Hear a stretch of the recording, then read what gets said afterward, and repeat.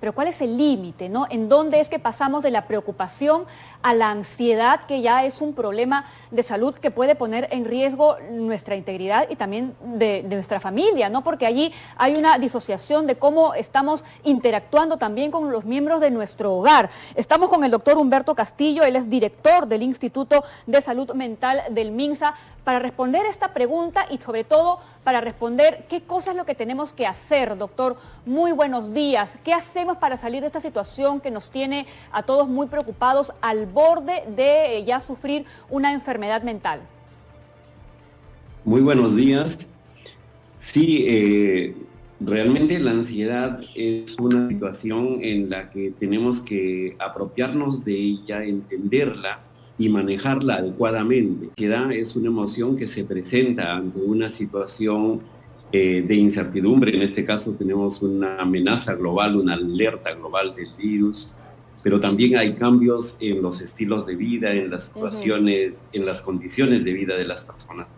Entonces, la ansiedad, digamos, se presenta como esta amenaza, pero también como una oportunidad.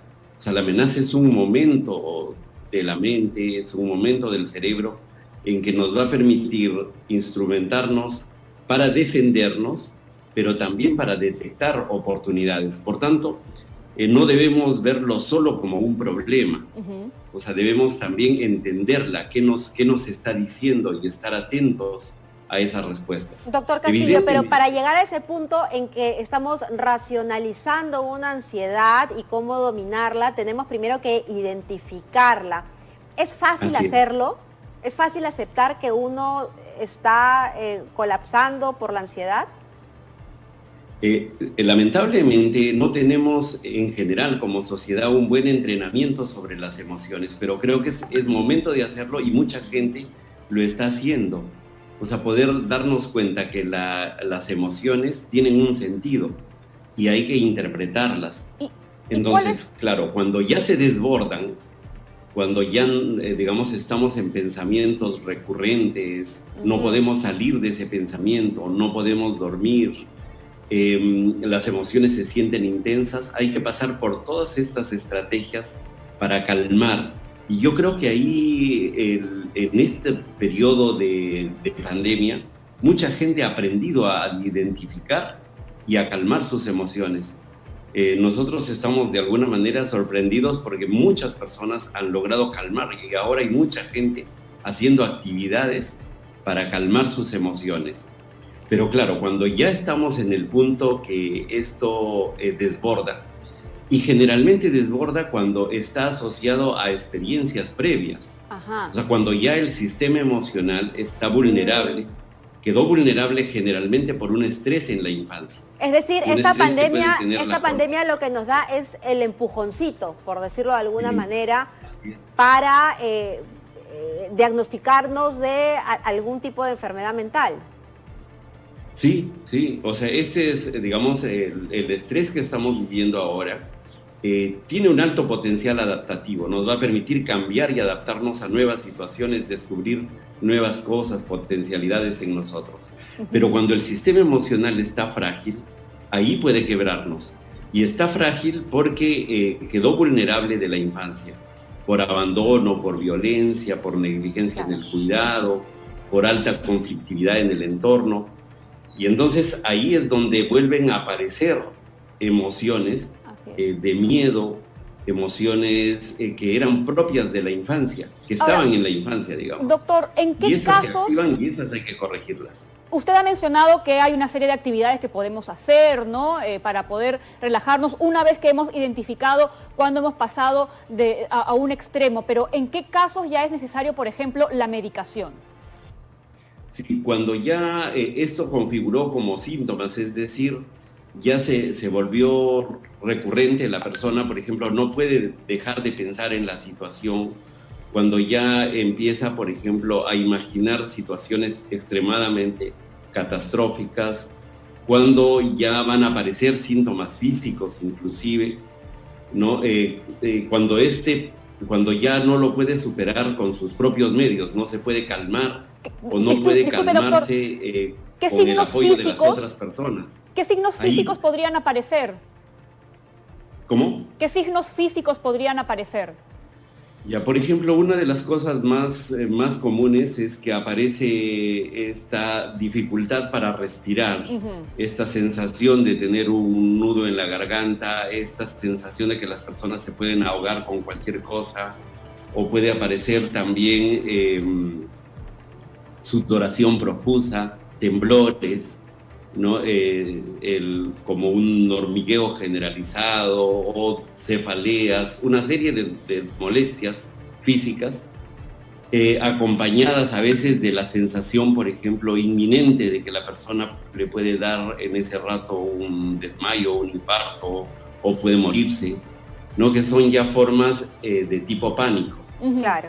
Esos síntomas van a requerir ya una intervención especializada, ¿no? Y ahora tenemos que ya cada vez tenemos más que los médicos, los profesionales de la salud, en general ya le van prestando atención a los problemas de salud mental.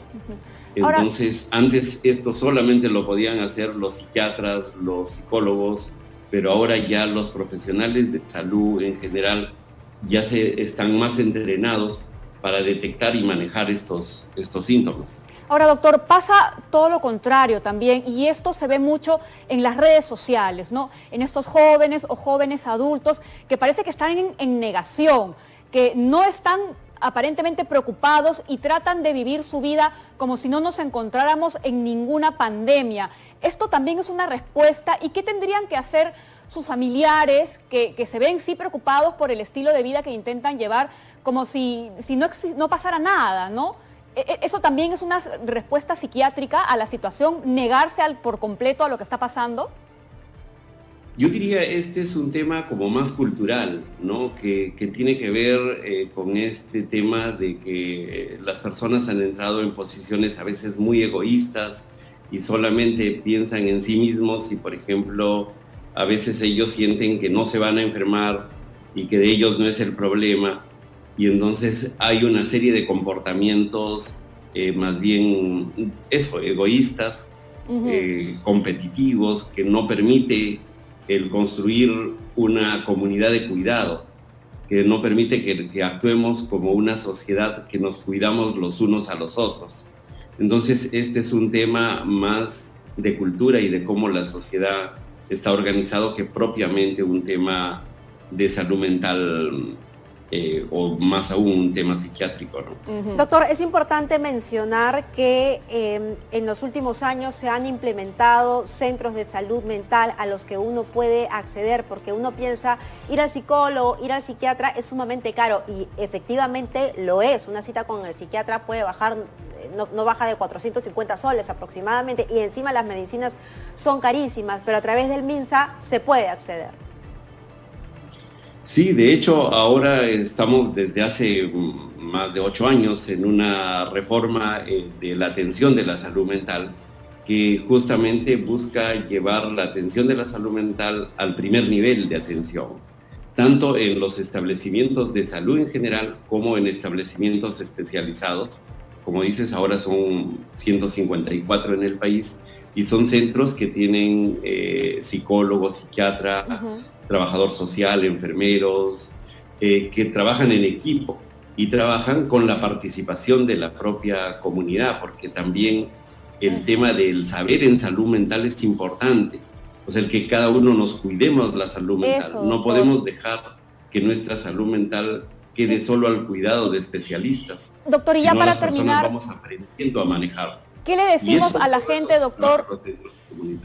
Sí, ya para terminar, ¿qué le decimos, doctor, a la gente que tiene miedo de ir al psicólogo o que tiene estos preconceptos, ¿no? De que ir al psicólogo, ir al psiquiatra es de locos, literalmente, ¿no? O que la gente lo va a ver mal. ¿Qué se le puede decir?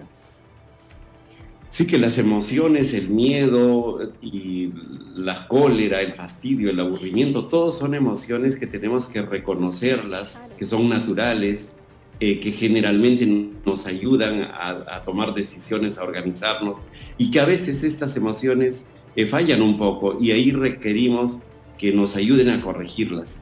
Y los mecanismos de corrección generalmente tienen que ver con la conversación, la comunicación, pero en ocasiones con algunos procedimientos más terapéuticos y en otras ocasiones con regular las funciones del cerebro a través del uso de algunos medicamentos.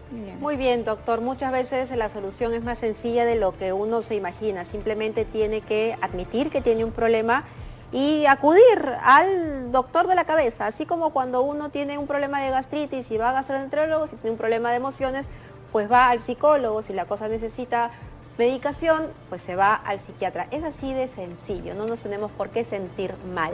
Muchas gracias, doctor Castillo, por sus minutos.